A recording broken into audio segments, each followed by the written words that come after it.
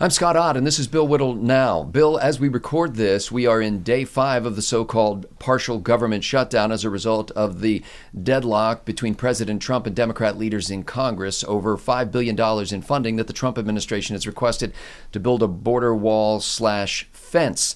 As you well know, Bill, this is a major claim that President Trump made when he was running for office, that he would secure the border wall, and now it looks like he's gone to the mattresses over that claim. I've got some questions because I know by the time this gets posted and some people see it, we may or may not have resolved this issue. So my questions are more of a general nature. President Trump and Republicans, you might say, didn't really push this as hard when they controlled all the levers of power. And I'm just wondering whether you think that this was some long game where Trump knew that he'd have deadline pressure and would rather wait to the last minute because he knew he could get what he wanted. Well, I never attribute to skillful and visionary leadership what can normally be explained by stupidity, and I don't mean it on the part of Donald Trump.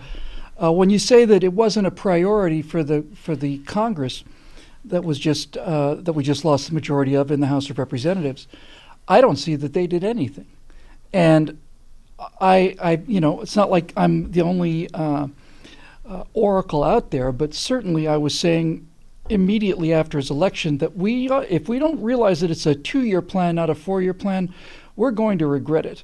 All of the historical shifts in the House tend to follow the pattern that happened, where the president, whoever gets elected in a presidential year, usually the House goes to the other party 2 years later. That's what happened here. Kept the Senate and actually strengthened the Senate a little bit. But I don't have any memory, Scott, of that Congress doing anything about the wall at all. And to be fair to the Congress as well, I certainly don't remember President Trump making it the kind of priority that I had thought it would be. It almost sounds, Bill, like you're saying that nobody really believed this could get done, or that there was sufficient resistance within the Republican caucus in the House and the Senate that everybody knew it wasn't going to get done. And so now they were just waiting for the time when they had a reasonable excuse, which is when the Democrats control the House. This is the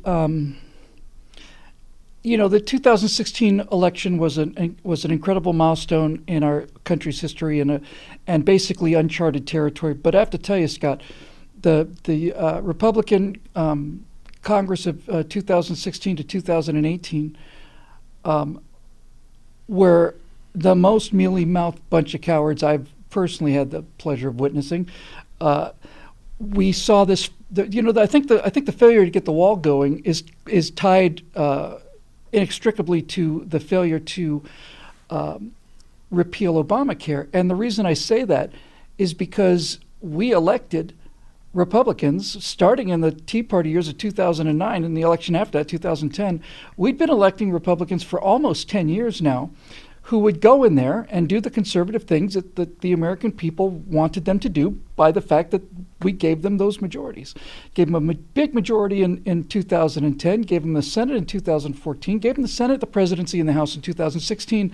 And what we found was that once the road was clear, once it was actually within the power of the Senate and the House and the president, thanks to Harry Reid using the Reid option, we had an open field for 2 years, and that is when you realize what a bunch of cowards these people are, because they talked a big game, they got elected on a big game, and they could continue to talk their big game about repealing Obamacare and presumably about the wall, right up until the moment when they actually had the power to do it, at which point they chickened out. Well, it would make a voter, especially a Republican voter, or at the very least, let's call him a Trump Republican voter, a little bit discouraged, because you realize that going into the 2020 election, President Trump didn't seem to have long coattails in the midterms, didn't bring along a new wave of Trumpian senators and congressmen. So why bother reelecting him in 2020 when it just looks like, it's just words? Well, for many people, and I'm one of them, my favorite thing about Donald Trump was that he wasn't Hillary Clinton. I mean, that was my favorite personal property about the guy. I think 2020 is going to be dependent again on who the Democrats run. I don't see anybody in the field that gives me any concern other than Beto O'Rourke, not because I find him to be a particularly good politician, only because he appears to be the only person on the Democratic bench who's under 80, and likely to live long enough to get to the 2020 elections. Forget about serving the term. So, obviously I'd prefer Trump over any of the Democrats, and then the question will be what kind of a Republican field, gets put up. One of the things, it's just a very, very difficult time to live in when the will of the American people is as clear as it has been to us for the last 8 years or 10 years of doing this, Scott. I don't want to repeat myself, but really, here's the House, here's the Senate, here's the presidency. Just the fact that they're trying to do it during the lame duck session is an act of cowardice, but at least it's progress. And if it takes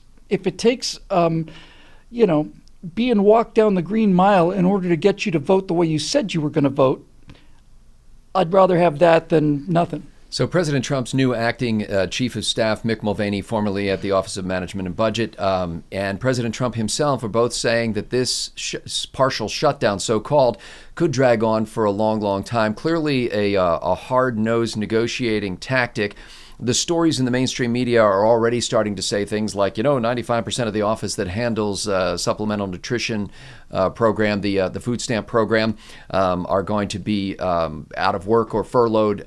There are some 400, and I want to get the number correct, 400,000 people who are apparently working for our federal government without pay right now, another 380,000 who are technically furloughed, all of whom quite likely will be paid for this time logged, no matter how long the government shutdown goes on. They'll just be paid in arrears for it.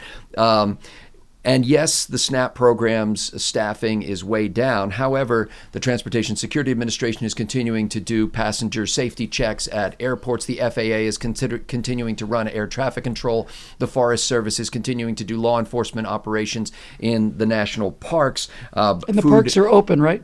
The parks are open, is my understanding. Food inspections, both international food coming in as well as domestic food inspections, are still occurring, and border enforcement is still occurring as well. So hold on, I just need to interrupt you. What you're basically saying is, because of the government shutdown, the government is now reduced to doing the only things that the government should have been doing in the first place. Is that what I understand to be correct? Well, that's how a cynic would say it. A limited government skeptic. Somebody who understood how the system worked might make that remark. Yes. And yet, the way this is going to be played in the kind of media that most people get to hear is that people on food stamps are in jeopardy. Yep. And the like. So just on a purely political basis, what do you think of the political wisdom of President Trump and his team pushing this all the way to the wall and saying, literally to the wall, I'm not going to sign this deal until I get my $5 billion? Well, let's just assume for a moment that, and I think it's like, let me try that again. I don't think it's likely he's going to back down on this. So let's say he pushes it to the wall and we have another couple weeks of this and he gets his money. This is the absolute unique value of Donald Trump.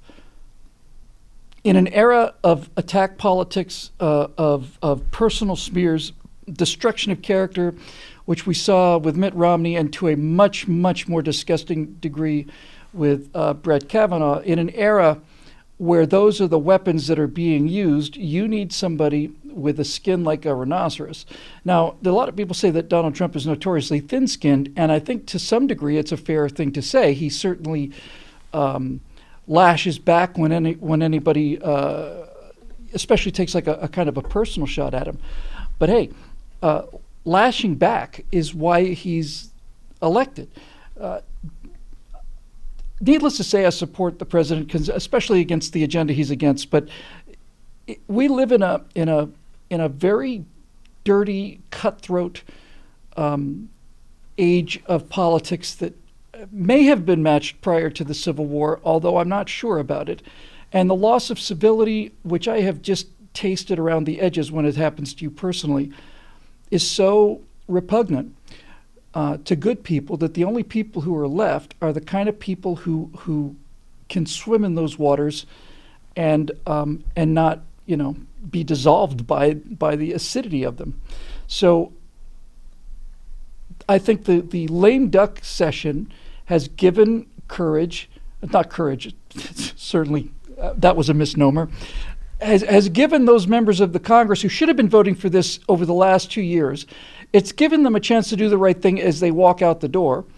And one suspects, well, one certainly wonders, would they be walking out the door if they'd done what we'd send them there to do, like, fund the wall and repeal Obamacare?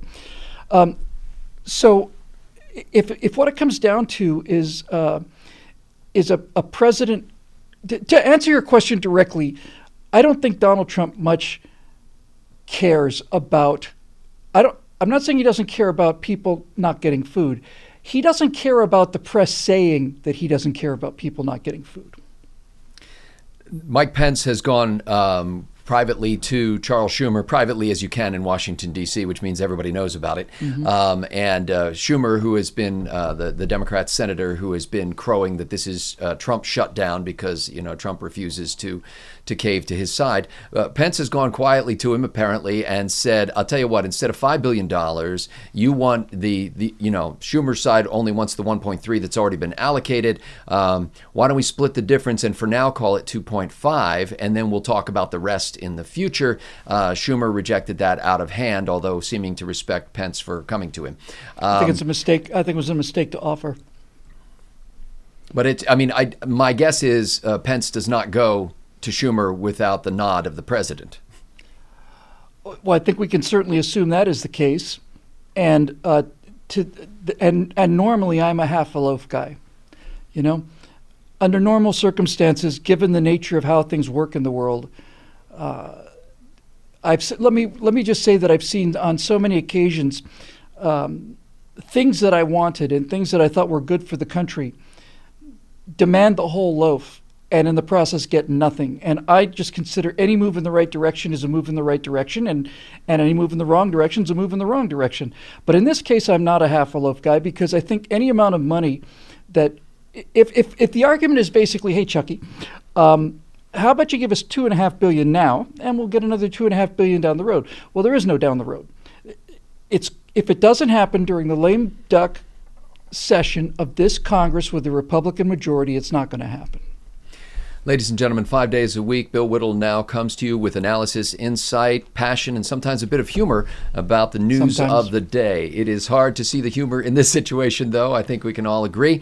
But we'll be on top of it anyway. It's made possible by the members at BillWhittle.com who contribute anywhere from $9.95 a month up to $49.45 a month to keep this effort going. We have producing members, we have sustaining members, we have basic members, annual or monthly, and you can become part of that team. Just go to BillWhittle.com and click that Become a Member link. We invite your comments as always, and we appreciate the support of those members at BillWhittle.com. So for Bill, I'm Scott Ott. Thanks to the members for making this happen.